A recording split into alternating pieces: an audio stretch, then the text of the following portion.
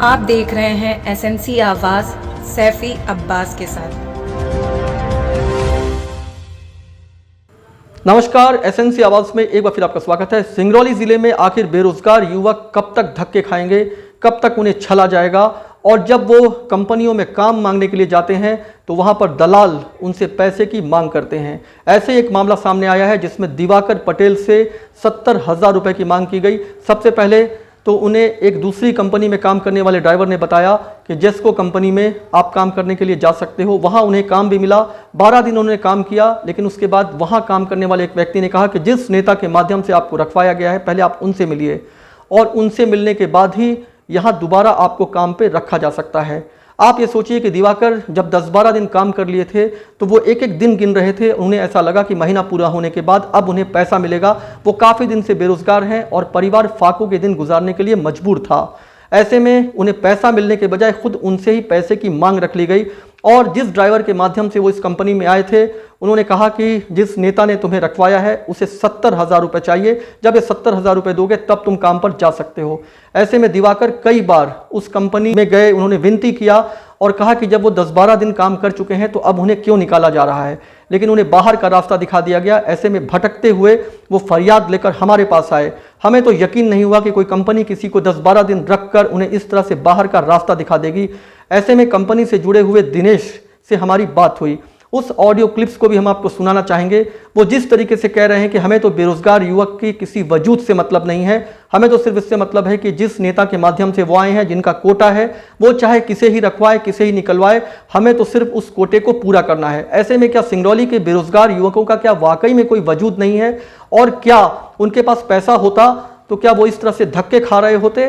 60 से 70,000 रुपये कोई छोटी रकम भी नहीं है। और पैसा लेने के बाद अगर उन्हें काम करने को मिलेगा तो फिर यहाँ के जो जनप्रतिनिधि हैं, जो युवा नेता हैं, वो लोग बेरोजगारों के लिए किस दिन खड़े होंगे, जो इस तरह से छले जा रहे हैं और उनका परिवार इस तरह से फाकों में दिन गुजारने के लिए भी मजबूर हो रहा है। जिस तरह की बेशर्मी की बातें कंपनी से जुड़ा हुआ व्यक्ति कर रहा है, ऐसे में लगता है कि क्या वाकई में ऐसे लोगों के विरुद्ध भी कभी कोई कार्रवाई होगी।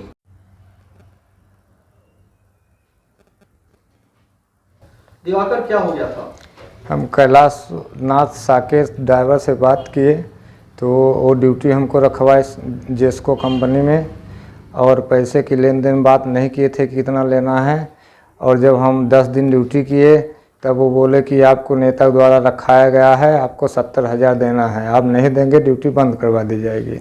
इसके बाद कंपनी वाले बोले कि आप अपने नेता से, जेस्को कंपनी वाले, वो दिनेश भारद्वाज से, वो दिनेश भारद्वाज बोले कि आप अपने नेता से मिलिए, नहीं आपकी ड्यूटी बंद करवा दी जाएगी। जो लेन देन आपका हो वो पूरा करिए और आके ड्यूटी करिए। और हमारे पास गरीब आदमी है, पैसा देने का है नहीं, और बोलते हैं 70,000 दोगे तब ड्यूटी मिलेगी। कंपनी में जाते हैं तो यही बोलते हैं पैसा दीजिए 70,000 तब आपकी ड्यूटी होगी, अब या नेता से मिलिए और नहीं तो आपकी ड्यूटी चालू नहीं होगी। जैसा आप बार-बार ये कह रहे हैं कि कंपनी ये कहती है, तो कंपनी में कौन कहता है ये? वो दिनेश भारद्वाज बोलते हैं कि वो राकेश पांडे से मिलिए और मिल के आपका जो लेन देन हो वो उसको पूरा कीजिए, तब आके ड्यूटी करिए। नहीं लेन देन पूरा करेंगे तो आपकी ड्यूटी नहीं हो पाएगी।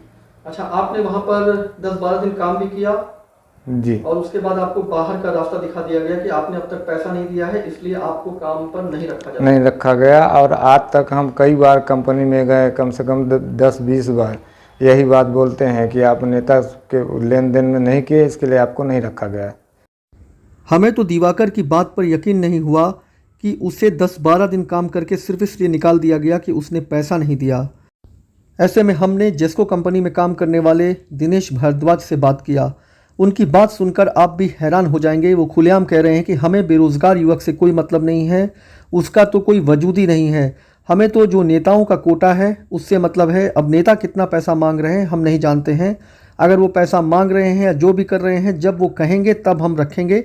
उन्होंने मना किया तो हमने बाहर निकाल दिया। दिनेश जी, दिवाकर को जानते हैं क्या आप?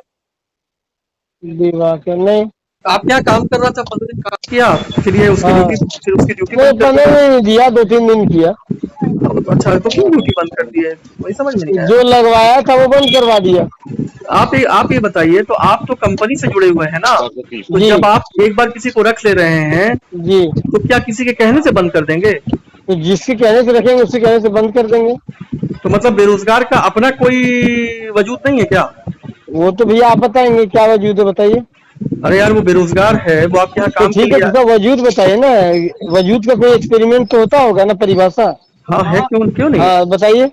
वजूद का ये है कि अगर वो आपके यहाँ 2-3 दिन काम किया तो आप उसको देख परख तो कर वजूद काम का कर रहे हैं। परिभाषा ये होता है कि वो अपने रिस्क पे आया होता है और हम रखे होते, हमारी कंपनी रखी होती तो हम नहीं हटाते। अच्छा, हाँ। लेकिन उसको 3 दिन में आप हटाए तो आपने ये वजह बताया कि हाँ, तो जिसने मुझे आपको। बताया कि जिसके माध्यम से आया था उन्होंने मना कर दिया। अच्छा, तो क्यों मना किए वो? अब उनसे बात करें, वो हम तो अगले को ही बोले थे यार क्यों बंद किए, तुमसे बात करो। तो बताया कि शायद कुछ पैसा वैसा मांग रहे थे। हाँ, तो हो सकता है। अरे यार, ये तो बड़ा गड़बड़ है, इसकी तरह नहीं, क्या तो है? ये हमारी कंपनी नहीं मांगती, नेता के माध्यम से आया होगा, नेता मांग रहे होंगे। हमको क्या होता है ना, हर पार्टी के नेताओं को आदमी रखना होता है। अच्छा हाँ, तो हमने भैया भैया ये मना कर दिया, उसके दूसरा भेजे, दूसरे का हो गया। अच्छा, हाँ, तो आपसे मुलाकात कब हो पाएगी? हमसे नहीं हो पाएगी भैया। नहीं हो पाएगी।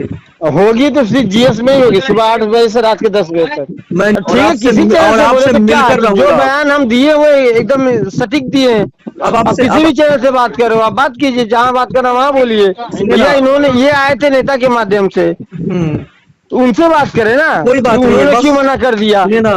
हमको? क्योंकि हर नेताओं के आदमी को दो आप भी सिंगरौली के नेता होगे तो आपको ही पता है ये सिस्टम। सुनिए, मेरी बात सुनिए। हाँ, मैं बोलिए। मीडिया से जुड़ा हूँ और मैं ऐसे ही ठीक है मामले मेरे को भैया, पूछता आप हूँ। मीडिया से जुड़े तो हम आपको गाली दिए। नहीं, आपने एक बहुत बड़ी बात कहा कि हाँ, जिनके माध्यम से आए थे उनके माध्यम से पैसा प्राप्त नहीं होने पर ये काम बंद हो गया। ये हमने नहीं कहा। आपने जो कहा ये उसको हाँ हाँ, ये हमने ही कहा, लेकिन उनकी भाषा कहा। अच्छा, कोई बात नहीं, उनकी भाषा हाँ। है, लेकिन आखिर कुछ तो भाषा कहा ना। या तो भाई हाँ। काम, बेरोजगार को काम तब दिया जाएगा जब किसी नेताजी का पैसा मिलेगा, है ना? वो आप जानिए ना, मीडिया प्रभारी आप यार, मीडिया वाले आप, आपको तो जागरूक होना चाहिए। हम तो खुद वहाँ जो स्टाफ है।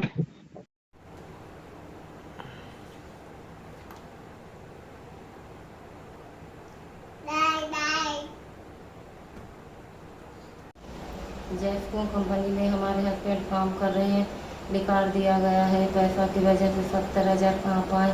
हम लोग बहुत गरीब हैं, 2 बच्चे, भाड़ा से हम लोग रह रहे हैं, कैसे पाएँ, कहाँ से पेट चलाएं बच्चों का। सिंगरौली में बेरोजगार लगातार भटक रहे हैं, ये किसी से छुपा नहीं है। चाहे रोजगार मेले की बात करें या कंपनियों में धक्के खाने की बात किया जाए, हर जगह पे बेरोजगार निराश होकर लौटते हैं। जिनके पास पैसा है वो तो कहीं ना कहीं काम कर रहे हैं और जिनके पास पैसा नहीं है वो इसी तरह से धक्के खा रहे हैं। आखिर ये निराशा जो बेरोजगार युवक हैं उन्हें किस तरफ लेकर जाती है, ये कहने की बात नहीं है, क्योंकि वो भी शराफत से काम करना चाहते हैं। लेकिन जब कंपनियों के दलाल उन पर भारी पैसे का बोझ डाल देते हैं, ऐसे में निराश होकर उनके रास्ते भी बदल सकते हैं। एसएनसी आवाज के साथ सैफी अब्बास।